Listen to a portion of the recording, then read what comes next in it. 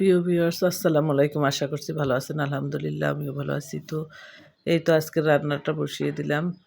তো আজকে করলা ভাজি করব আর উম ইলিশ মাছ দিয়ে আলু রান্না করব।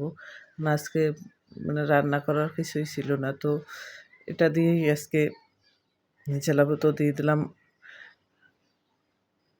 উস্তা আর সাথে আলু ছিল, কাঁচামরিচ, হলুদ দিয়ে এটা বসিয়ে দিলাম।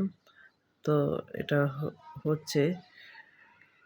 প্রিয় ভিউয়ার্স আপনারা তো মনে হয় ভালো আছেন। সবার রমজান ভালোই কাটলো। দেখতে, দেখতে ১১টা রোজা আজকে। তো ১১টা রোজা হয়ে যাচ্ছে দেখতে, দেখতে। তো আসলে মনে হয় কি রহমতের দিনগুলো চলে যাচ্ছে। প্রিয় ভাই ও বোনেরা, আপনারা প্লিজ একটু সাবস্ক্রাইব করে পাশে থাকবেন। আপনাদের তো কোনো ক্ষতি হবে না সাবস্ক্রাইব করলে। প্লিজ একটু সাবস্ক্রাইব করে দিবেন। আমার বড় উপকার হবে সাবস্ক্রাইব করে দিলে। কারণ আমি চাই আপনাদের সাথে কাজ করতে। তো একটু প্লিজ আপনারা একটু সাবস্ক্রাইব করবেন।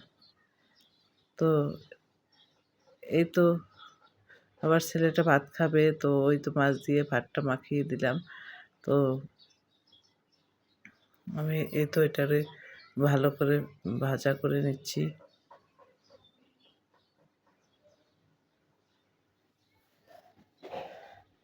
তো ভাজাটা হয়ে গেছে। তো ইলিশ মাছটাকে ভেজে নেব। এই তো ইলিশ মাছটাকে ভেজে নিচ্ছি।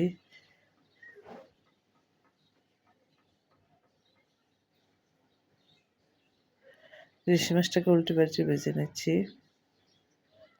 এই তো তেলের মধ্যে দিয়ে দিলাম পেঁয়াজ,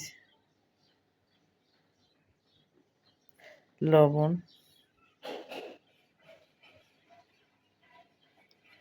আদা বাটা, রসুন বাটা দিয়ে দিলাম। তারপর একটু কষিয়ে কাঁচা গন্ধটা সরিয়ে নেব। তারপর পানি দিয়ে দিলাম, হলুদের গুঁড়া দিলাম, জিরের গুঁড়া, মরিচের গুঁড়া, ধনিয়ার গুঁড়া দিয়ে এটা কষিয়ে নেব। তো এই তো কষিয়ে নিচ্ছি। প্রিয় ভিউয়ার্স আপনারা একটু লাইক, শেয়ার ও কমেন্টস করে পাশে থাকবেন। বেল আইকনটি বাজিয়ে দেবেন যাতে আমার ভিডিও আপনাদের কাছে পৌঁছে যায়। Please, please subscribe me please. আমি আপনাদের সাথে কাজ করতে চাই।